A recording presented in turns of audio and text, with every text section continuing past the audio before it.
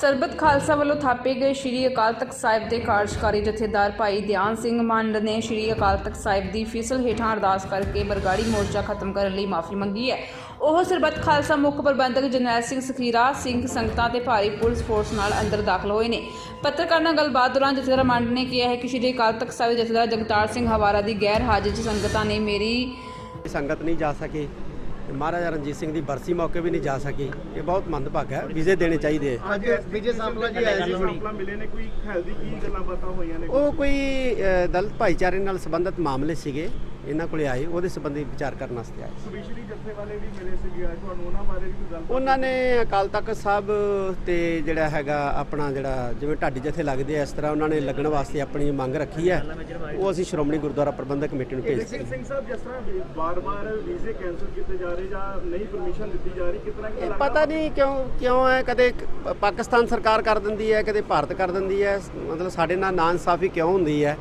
ਮਹਾਰਾਜਾ ਰਣਜੀਤ ਸਿੰਘ ਦੀ ਬਰਸੀ ਮਨਾਉਣ ਵਾਸਤੇ ਜੱਥਾ ਜਾਂਦਾ ਹੈ, ਪ੍ਰੋਟੋਕਾਲ ਦੇ ਤਹਿਤ ਹੀ ਜਾਂਦਾ ਹੈ, ਹਰ ਸਾਲ ਜਾਂਦਾ ਹੈ। 47 ਤੋਂ ਜਾ ਰਿਹਾ ਤੇ ਵੀਜ਼ੇ ਮਿਲਣੇ ਚਾਹੀਦੇ ਆ, ਜੱਥੇ ਜਾਣੇ ਸੀ ਪਾਕਿਸਤਾਨ। ਤੁਹਾਡਾ ਵੀ ਤੁਸੀਂ ਵੀ ਪ੍ਰੋਗਰਾਮ? ਮੇਰਾ ਵੀ ਜਿਹੜਾ ਚੱਕਰ ਹੈਗਾ ਉਹ ਬਸ ਪਰਮਿਸ਼ਨਾਂ ਕਰਕੇ ਬਾਰਡਰ ਬੰਦ ਹੈ, ਉਹਦੇ ਕਰਕੇ ਉਹ ਸਿੰਘ ਸਾਹਿਬ ਜੀ ਕਲਗੀ ਤੋੜੇ ਬਾਰੇ ਦੋ ਜਥੇਬੰਦੀਆਂ 'ਚ ਸ਼ਬਦੀ ਜੰਗ ਚੱਲ ਰਹੀ ਹੈ, ਉਹਦੇ ਬਾਰੇ ਕੀ ਫੈਸਲਾ ਕਰ ਰਹੇ ਆ? ਕਲਗੀ ਤੋੜੇ ਬਾਰੇ ਕਹਿੰਦੇ ਬਾਬਾ ਜੀਵਨ ਸਿੰਘ ਜੀ ਨੂੰ ਇਹ ਕੋਈ ਧਾਰਮਿਕ ਮਸਲਾ ਹੈ। ਇਹ ਕੋਈ ਜਿਹੜੀਆਂ ਤਸਵੀਰਾਂ ਸਾਹਮਣੇ ਆ ਰਹੀਆਂ ਨੇ ਗੁਰੂ ਗ੍ਰੰਥ ਸਾਹਿਬ ਦੇ, ਜਿੱਥੇ ਆਪਣੇ ਤਸਵੀਰ ਵੀਡੀਓ ਵੀ ਸਾਹਮਣੇ ਆ ਰਹੀਆਂ ਨੇ, ਕਿਸ ਤਰ੍ਹਾਂ ਦੇਖਦੇ ਹੋ ਕਿ ਲੱਗਦਾ ਢਾਹ ਨਹੀਂ ਲੱਗ ਪਾ ਰਹੀ ਕਿ ਲੋਕ ਜਾਣਬੁੱਝ ਕੇ ਤਾਂ ਨਹੀਂ ਕੁਝ ਕਰ ਰਹੇ ਜੀ? ਦੇਖੋ, ਜਿਹੜਾ ਕਿਰਦਾਰ ਹੈ ਨਾ, ਇਹ ਕਿਸੇ ਵੀ ਮਨੁੱਖ ਦੀ ਜ਼ਿੰਦਗੀ ਦੇ ਵਿੱਚ ਬੜਾ ਵੱਡਾ ਹਿੱਸਾ ਜਿਹੜਾ ਉਹ ਅਦਾ ਕਰਦਾ ਹੈ। ਸਿੱਖ ਦਾ ਕਿਰਦਾਰ ਜਿਹੜਾ ਬਹੁਤ ਉੱਚਾ ਸੁੱਚਾ ਹੋਣਾ ਚਾਹੀਦਾ ਹੈ, ਇਹਨੂੰ ਢਾਹ ਨਹੀਂ ਲੱਗਣੀ ਚਾਹੀਦੀ। ਕਿਉਂਕਿ ਖਾਸ ਤੌਰ ਦੇ ਉੱਤੇ ਧਾਰਮਿਕ ਸੰਸਥਾਵਾਂ ਦੇ ਵਿੱਚ ਜਦੋਂ ਬੈਠੇ ਵਿਅਕਤੀਆਂ ਦੇ ਕਾਰਨ ਤੇ ਕਿਰਦਾਰ ਨੂੰ ਢਾਹ ਲੱਗਦੀ ਹੈ ਤੇ ਕੌਮ ਨਿਸ਼ਾਨੇ ਤੇ ਆਉਂਦੀ ਹੈ। ਲਗਾਤਾਰ ਹੀ ਕਿਤੇ ਸ਼ਰਾਬਾਂ ਪ੍ਰਾਪਤ ਹੋ ਰਹੀਆਂ ਜੀ। ਬਹੁਤ ਮੰਦਭਾਗੀ ਗੱਲ ਹੈ। ਮੈਂ ਉਹੀ ਕਹਿ ਰਿਹਾ ਕਿ ਸੰਸਥਾਵਾਂ ਦੇ ਵਿੱਚ, ਖਾਸ ਤੌਰ ਤੇ ਸਿੱਖ ਸੰਸਥਾਵਾਂ ਦੇ ਵਿੱਚ ਜਿਹੜੇ ਕੰਮ ਕਰਦੇ ਵਿਅਕਤੀ ਹੈ,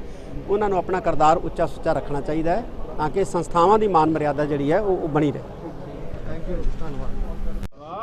ਵਾਹਿਗੁਰੂ ਜੀ ਕੀ ਫਤਿਹ।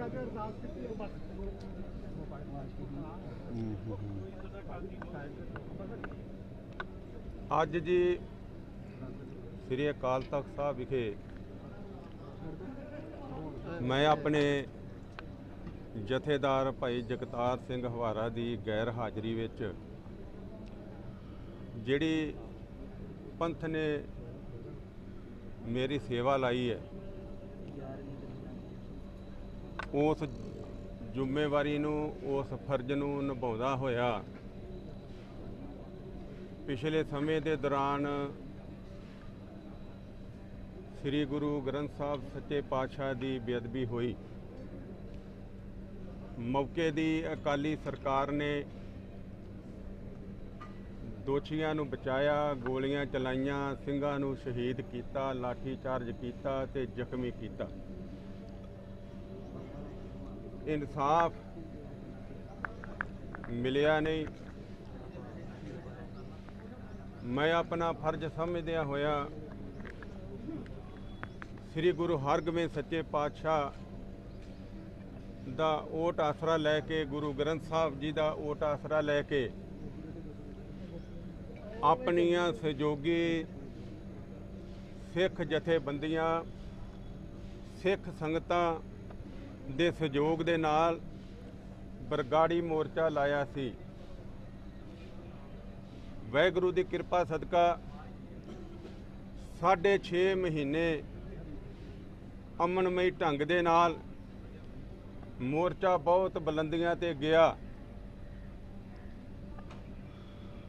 ਮੌਕੇ ਦੇ ਉੱਤੇ ਆ ਕੇ ਪੰਜਾਬ ਸਰਕਾਰ ਗੁਰੂ ਦੀ ਸ਼ਰਨ ਦੇ ਵਿੱਚ ਆਈ, ਕੌਮ ਦੀ ਹਾਜ਼ਰੀ ਦੇ ਵਿੱਚ ਆਈ, ਗੁਰੂ ਗ੍ਰੰਥ ਸਾਹਿਬ ਦੇ ਸਨਮੁਖ ਹੋ ਕੇ, ਸਿੱਖ ਸੰਗਤ ਦੇ ਸਨਮੁਖ ਹੋ ਕੇ ਵਿਸ਼ਵਾਸ ਦਿਵਾਇਆ ਕਿ ਸਰਕਾਰ ਬੜੀ ਸੰਜੀਦਗੀ ਨਾਲ, ਗੁਰੂ ਦੇ ਡਰ ਭੈ ਦੇ ਨਾਲ ਆਪਣੇ ਦਿਲੋਂ ਇਹ ਸੰਗਤਾਂ ਨੂੰ, ਗੁਰੂ ਸਾਹਿਬ ਨੂੰ ਵਿਸ਼ਵਾਸ ਦਿਵਾਉਂਦੀ ਹੈ ਕਿ ਜਿਹੜੀਆਂ ਮੰਗਾਂ ਰਹਿ ਗਈਆਂ ਹਨ ਉਹਨਾਂ ਨੂੰ ਜਲਦੀ ਹੀ हल किया जाऊगा। शरण आए तिस कंठ लाए, हर बिरद स्वामी संधा। गुरु की मर्यादा के मुताबिक मैं कौम का सेवादार होने के नाते सियाने ਸਿੰਘਾਂ ਦੇ ਨਾਲ सलाह करके ਅਸੀਂ ਉਹ मोर्चा चुक्या, सरकार का विश्वास किया, पर बाद विच पता लग्या कि ये भी सरकार पहली सरकार वांगू दोषियों नूं बचाउण दे विच लगी हुई है। सो असी सरकार दे छल विच आ गए सी। असी विश्वास करके खास करके मैं इहदे विच होर किसे नूं शामिल इसलिए नहीं करना चाहुंदा क्योंकि बरगाड़ी दा मोर्चा दास ने श्री अकाल तख्त साहब की छत्रछाया के हेठां आरंभ किया सी। असी सरकार दे भरोसे विच आ गए, सरकार दे छल विच आ गए और असी महसूस किया कि सरकार ने पहली सरकार वांग ये सरकार दोषियों नाल रली हुई है। सरकार ने गुरु साहब दे चरनां विच आके और संगत दी हाज़री विच आके मेरे नाल ते संगतां नाल बहुत वड्डा धोखा कीता और अज देश विदेश दीयां सारियां सिख संगतां इस गल दे उत्ते बड़ियां नाराज ते निराश सन कि की कहानी वापरी है, मोर्चा एकदम क्यों चुक्या। सो ये जिहड़ी बहुत वड्डी निराशा आई सी। हालांकि मोर्चे ने किसी का कोई जानी माली जां किसी किस्म का नुकसान नहीं सी कीता, प्राप्तियां कीतियां ने संगत जानदी है, पर बिल्कुल सिखरां दे उत्ते जाके जदों मोर्चा एकदम चुक्या गया तो सुभाविक सिख संगतां दे मन दे विच निराशा आउणी सी। सो असी सरकार नूं मौका दिता, सरकार दोषियों दे नाल रल गई और दूसरे पासे जिहड़े परचे दर्ज होए अदालतां ने वो जांचां भी रद्द कर दित्तियां। सो मैं अपना फर्ज समझदा होया कि मेरे तो सरकार दे छल विच आके बहुत वड्डी भुल हुई है, बहुत वड्डी गलती हुई है। उस गलती नूं मैं गुरु हरगोबिंद साहब सच्चे पातशाह दे पावन पवित्र अकाल तख्त साहब दे उत्ते आके श्री गुरु रामदास सच्चे पातशाह दी शरण दे विच आके मैं अपना फर्ज समझदा होया मैं खालसा पंथ कोलों अपने गुरु कोलों इस गल दी खिमा मंगदा, इस गल दी माफ़ी मंगदा कि सानू ये गल नहीं सी करनी चाहिए। सो भुल्लण अंदर सब को भुल गुरु करतार, आदमी भुल्लणहार है और मैं गुरु हरगोबिंद सच्चे पातशाह दे पावन तख्त दे उत्ते इस तख्त दा सेवादार होने दे नाते अज मैं अरदास बेनती की सच्चे पातशाह जिहड़ा छल करके मौके दी सरकार ने ये मोर्चा चुकाया सी, वो जिहड़ी मूवमेंट रुकी, वो जिहड़ा चढ़दी कला रुकी, उन्होंने फिर तो शुरू करने वास्ते सानू दास नू संगतां नू बल बख्शो। असी शांतमई ढंग दे नाल सिख संगतां दे नाल देश विदेश दीयां सिख संगतां दे नाल सलाह मशवरा करके असी फिर शांतमई लड़ाई श्री अकाल तख्त साहब दी सरपरस्ती दे थल्ले असी ओदा आरंभ करिए। मैं एक गल बड़ी स्पष्ट कर देनी चाहना हाँ, हम नहीं चंगे बुरा नहीं कोई, सगल संग ना को बैरी नहीं बगाना, सगल संग हमको बनाई। ये गुरु दा खालसा पंथ सिख कौम भावें जिन्ने मर्जी पार्टियां जां धड़ियां दे विच वंडी हुई है। मैं अज अकाल तख्त साहब दे सन्मुख हो के समुचे खालसा पंथ गुरु नानक नाम सिखां नूं ये गल कहनी चाहुंदा हाँ कि मेरा धड़ा है गुरु दा पंथ, मेरा गुरु है गुरु ग्रंथ, ये मेरा सारा परिवार है। मैं किसी दे नाल अपने दिलों ਜਾਂ ਉੱਪਰੋਂ ਮੇਰਾ ਕੋਈ ਵਿਤਕਰਾ ਨਹੀਂ। ਇਸ ਪਰਿਵਾਰ ਦੀ ਤਰੱਕੀ ਵਾਸਤੇ, ਇਸ ਪੰਥ ਦੀ ਤਰੱਕੀ ਵਾਸਤੇ ਸਿੱਖ ਸੰਗਤਾਂ ਦੇ ਸਹਿਯੋਗ ਦੇ ਨਾਲ, ਗੁਰੂ ਸਾਹਿਬ ਦੀ ਅਸ਼ੀਰਵਾਦ ਦੇ ਨਾਲ ਆਉਣ ਵਾਲੀ ਜਿਹੜੀ ਲੜਾਈ ਹੈ ਉਹ ਅਸੀਂ ਲੋਕਾਂ ਦੀ ਕਚਹਿਰੀ ਵਿੱਚ ਲੈ ਕੇ ਜਾਵਾਂਗੇ। ਇਹ ਅੱਜ ਅਰਦਾਸ ਬੇਨਤੀ ਕਰਨ ਵਾਸਤੇ ਨਿਮਾਣਾ ਸਿੱਖ ਹੋਣ ਦੇ ਨਾਤੇ ਦਾਸ ਅੱਜ ਪਾਵਨ ਸ੍ਰੀ ਅਕਾਲ ਤਖਤ ਸਾਹਿਬ ਦੀ ਸ਼ਰਨ ਵਿੱਚ ਆ ਕੇ ਅਰਦਾਸ ਕੀਤੀ ਹੈ। ਜਥੇਦਾਰ ਜਿਹੜੇ ਹੈਗੇ ਸੀ ਇਹ ਗੱਲ 3 ਸਾਲ ਪਹਿਲਾਂ ਹੀ ਕਹਿੰਦੇ ਪਏ ਸੀ ਕਿ ਮੋਰਚਾ ਚੁੱਕ ਕੇ ਬੜੀ ਵੱਡੀ ਗਲਤੀ ਕੀਤੀ, ਕਿ ਉਦੋਂ ਤੁਸੀਂ ਕਹਿੰਦੇ ਹੁੰਦੇ ਸੀ ਕਿ ਅਸੀਂ ਜਿਹੜਾ ਫੈਸਲਾ ਲਿਆ ਸੋਚ ਸਮਝ ਕੇ ਲਿਆ। ਅੱਜ ਤੁਸੀਂ ਉਸ ਗੱਲ ਨੂੰ ਗਲਤ ਮੰਨਦੇ ਪਏ ਹੋ। ਗੁਰੂ ਦਾ ਸਿੱਖ ਸਿਧਾਂਤ ਦੇ ਮੁਤਾਬਕ ਜਦੋਂ ਕੋਈ ਗੁਰੂ ਦੀ ਸ਼ਰਨ ਆਉਂਦਾ ਹੈ ਉਹਦੇ ਤੇ ਵਿਸ਼ਵਾਸ ਕਰਦਾ। ਅਸੀਂ ਗੁਰੂ ਨੂੰ ਮੰਨਣ ਵਾਲੇ ਆ, ਅਸੀਂ ਉੱਤੋਂ ਉੱਤੋਂ ਨਹੀਂ ਮੰਨਦੇ। ਅਗਰ ਉਹਨਾਂ ਨੇ ਉਹ ਗੱਲ ਪੂਰੀ ਨਹੀਂ ਕੀਤੀ, ਕੋਈ ਗੱਲ ਨਹੀਂ, ਤੁਸੀਂ ਪਹਿਲਾ ਸਮਾਂ ਵੀ ਵੇਖਿਆ, ਹੁਣ ਵਾਲਾ ਵੀ ਸਮਾਂ ਆਉਣ ਦਿਓ, ਤੁਹਾਨੂੰ ਸਾਰੇ ਜਵਾਬ ਜਿਹੜੇ ਨੇ ਇਹ ਆਪਣੇ ਆਪ ਹੀ ਮਿਲਣਗੇ। ਅੱਜ ਮੈਂ ਸਿਰਫ ਅਰਦਾਸ ਕਰਨ ਵਾਸਤੇ ਆਇਆ। ਅੱਜ ਤੁਸੀਂ ਮੈਨੂੰ ਉਲਝਾਇਓ ਨਾ, ਮੈਂ ਅਰਦਾਸ ਕਰਨ ਵਾਸਤੇ ਆਇਆ।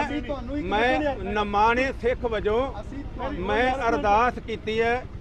ਮੈਨੂੰ ਕੋਈ ਝਿਜਕ ਨਹੀਂ। ਜੇ ਅਸੀਂ ਛਲ ਦੇ ਵਿੱਚ ਆਏ, ਅੱਜ ਮਾਫੀ ਮੰਗੀ ਹੈ। ਮਾਨ ਸਾਹਿਬ ਤੁਸੀਂ ਕਿਹਾ ਕਿ ਕੋਈ ਜਾਨੀ ਮਾਲੀ ਨੁਕਸਾਨ ਉਹ 6.5 ਮਹੀਨੇ ਦੇ ਵਿੱਚ ਨਹੀਂ ਹੋਇਆ। ਸੰਗਤ ਦਾ ਇੱਕ ਪੈਸਾ ਮੋਰਚੇ ਦੇ ਵਿੱਚ 6.5 ਮਹੀਨੇ ਵਰਤਿਆ ਗਿਆ, ਉਹ ਵਿਅਰਥ ਗਿਆ। ਕਿ ਉਹ ਮਾਲੀ ਨੁਕਸਾਨ ਨਹੀਂ ਸੀ, ਗੁਰੂ ਦੀ ਗੋਲਕ ਦਾ ਮਾਲੀ ਨੁਕਸਾਨ ਹੋਇਆ। ਗੁਰੂ ਦੀ ਗੋਲਕ ਵਿਅਰਥ ਗਈ ਹੈ ਉਸ ਕੰਮ ਦੇ ਵਿੱਚ। 6.5 ਮਹੀਨੇ ਆਪਾਂ ਮੋਰਚਾ ਲਾ ਕੇ ਉਸ ਤੋਂ ਬਾਅਦ ਚੁੱਕ ਲਿਆ। ਤੁਸੀਂ ਛਲ ਦੇ ਵਿੱਚ ਆ ਸਕਦੇ ਹੋ, ਕੋਈ ਹੋਰ ਛਲ ਤੁਹਾਨੂੰ ਦੁਬਾਰਾ ਇਹ ਕੀ ਭਰੋਸਾ ਹੋ ਸਕਦਾ ਸੰਗਤ ਨੂੰ ਕਿ ਧਿਆਨ ਸਿੰਘ ਮੰਡ ਜਿਹੜੇ ਨੇ ਇਹ ਦੁਬਾਰਾ ਕਿਸੇ ਛਲ ਮੈਂ ਜੋ ਕਹਿ ਰਿਹਾ ਦਾਸ ਜੋ ਕਹਿ ਰਿਹਾ ਉਹ ਤੁਸੀਂ ਖਿਆਲ ਨਾਲ ਸੁਣ ਲਓ। ਸਾਨੂੰ ਕਦੀ ਵੀ ਪੈਸੇ ਨਹੀਂ ਚਾਹੀਦੇ ਤੇ ਨਾ ਅਸੀਂ ਪੈਸਿਆਂ ਵਾਸਤੇ ਲੜੇ। ਇੱਕ ਮਿੰਟ ਜਵਾਬ ਲੈ ਲਓ, ਸਵਾਲ ਦਾ ਜਵਾਬ ਲੈ ਲਓ। ਜਵਾਬ ਸ਼ਾਂਤੀ ਅਸੀਂ ਸਿਰ ਦਿੱਤੇ ਨੇ, ਸਿਰਾਂ ਦੀ ਕੀਮਤ ਨਹੀਂ ਹੁੰਦੀ, ਅਸੀਂ ਸਿਰ ਦਿੱਤੇ ਨੇ।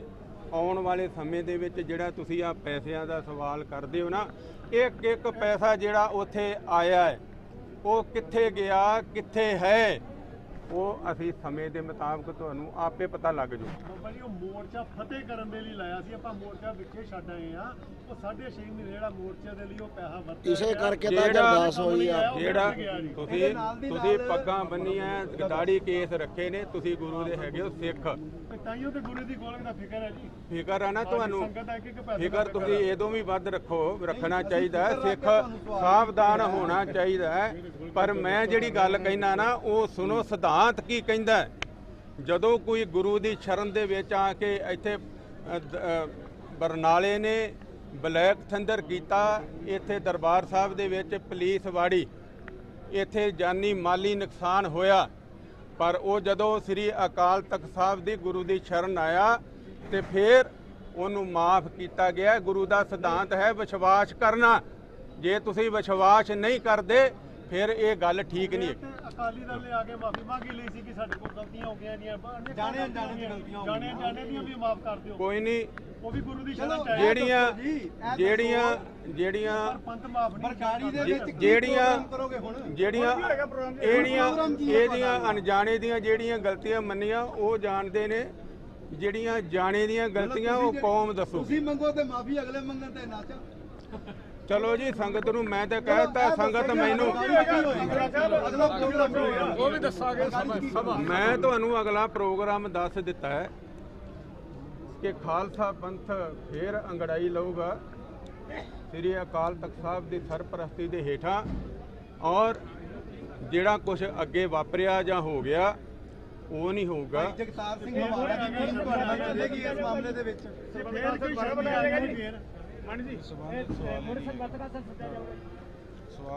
ਕੋਈ ਸਰਬੱਤ ਖਾਲਸਾ ਕਿਸੇ ਵੇਲੇ ਵੀ ਸੱਦਿਆ ਜਾ ਸਕਦਾ। ਇਹ ਕੌਮ ਦਾ ਮਸਲਾ, ਮੇਰਾ ਮਸਲਾ ਨਹੀਂ।